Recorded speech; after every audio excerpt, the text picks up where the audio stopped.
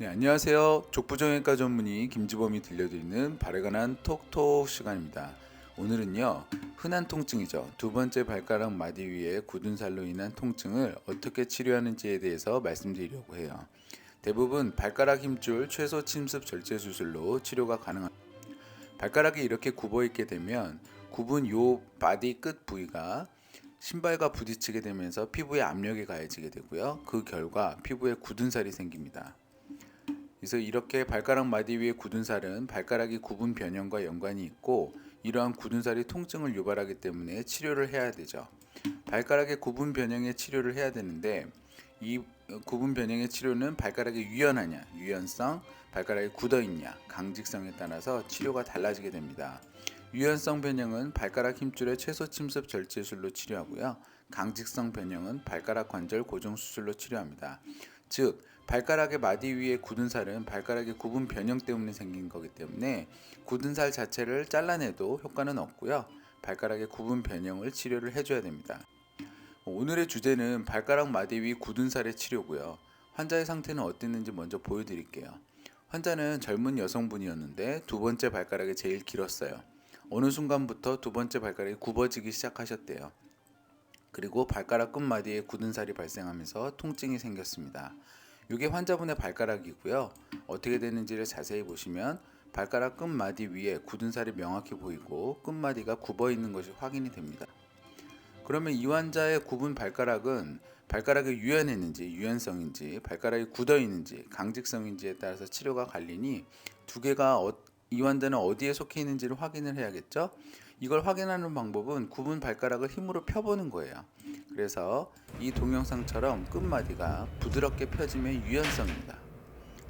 양쪽 발가락이 다 부드럽게 펴지는 것이 확인이 됩니다. 이렇게 유연성 변형에 더해서 관절 및 뼈의 변형이 있는지를 확인을 해야 돼요. 그래서 뼈 변형 및 관절염의 소견이 없는 게 엑스레이에서 확인이 됐습니다. 진단은 유연성 굽은 발가락이고 치료는 발가락 힘줄의 최소 침습 절제술을 하자고 말씀드렸습니다. 발가락 힘줄의 최소 침습 절제술은 뭐고 어떻게 할까요? 요새 이제 최소 침습이라는 말을 많이 하게 되는데 이거는 최소한의 손상을 주며 수술하는 것을 이야기를 합니다. 예를 들면 관절경이죠. 구멍을 뚫어서 기구를 넣어서 수술하는 관절경 수술이 이제 가장 대표적인 예고요. 이 환자 같은 경우에는 발가락 끝마디가 굽은 변형이기 때문에 이 굽은 변형을 유발하는 한 개의 힘줄을 끊어줘야 되는데요. 이거를 열어서 끊어주느냐 아니면 바늘만 넣어서 끊어주느냐 두 가지 방법이 있고, 저는 바늘만 넣어서 끊어주는 최소 침습 수술을 선호하는데요. 바늘을 넣어서 힘줄을 도달시킨 다음에 이 날카로운 날을 이용을 해서 끊어주는 거예요. 바늘구멍만큼만 상처가 나기 때문에 상처를 꼬매거나 소독할 이유가 없는 게 가장 큰 장점입니다. 수술 및 수술 후 과정에 대해서 말씀을 드릴게요. 수술 자체는 발가락 마취만 하고 수술 시간은 10분 되는 간단한 수술이에요. 이 환자 같은 경우에는 근데 양측을 시행했기 때문에 당일 입원을 하자고 말씀드렸습니다. 10시에 입원해서 4시 퇴원하는 코스로 하셨고요. 수술 직후에는 환자분한테 발가락을 구부려 보라고 한 다음에 끝마디는 부드럽게 올라가고 중간마디는 안 올라가는 걸 확인을 해서 환자의 끝마디에 힘줄이 잘 절제되어 있는지를 확인을 합니다. 그리고 이 상태에서 상처의 안정화를 위해서 2주간 테이핑을 해요.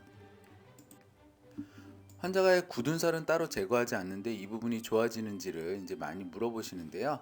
굳은 살은 따로 제거 안 해도 발가락이 펴지면 없어집니다. 환자의 수술 전 경과 사진에 수술 후에 어떻게 변했는지를 보시면 수술 전에는 이렇게 굳은 살이 명확히 있다가 수술 후 2주가 되면 흐려지고 수술 후 2개월째에는 아예 없어지는 게 보이시죠? 이렇게 발가락의 굽은 마디를 펴줘서 피부에 걸리는 압력 및 충격이 없어지면 발가락 굳은 살은 자연히 없어집니다. 힘줄을 잘라도 발가락이 잘 움직여지는지가 또 많이 궁금해하세요. 힘줄을 자르게 되면 끝마디는 구부러지지 않지만 아래 구부렸다가 그림처럼 끝마디는 폈다가 구부러지지 다시 또 않지만 구부렸다가 발가락의 움직임은 폈다가 원활하기 때문에 생활 및 운동에는 아무런 문제가 없습니다. 정리해 보겠습니다. 유연성 굽은 발가락의 증상은 발가락 마디 위에 굳은 살 및 통증으로 나타납니다. 유연성 굽은 발가락의 수술은 발가락 힘줄의 최소 침습 절제 수술을 하고요. 바늘로 하기 때문에 상처가 없는 게 장점이죠. 발가락 힘줄 수술의 과정은 발가락만 마취하고 10분 정도 소요되는 간단한 수술이에요. 발가락 힘줄 수술 후에도 발가락의 움직임은 생활에 문제가 없습니다. 2개월이 지나면 굳은 살은 잘라내지 않아도 자연히 없어져요. 굽은 발가락과 동반된 굳은 살은 환자에게 통증을 주고 신발 및 생활에 제한을 주기 때문에 치료가 꼭 필요합니다. 간단한 수술로 해결이 되니 적극적으로 치료하셔서 건강한 발걸음을 얻길 원합니다. 건강한 발걸음 행복한 100세 인생 발에 관한 톡톡이 함께합니다.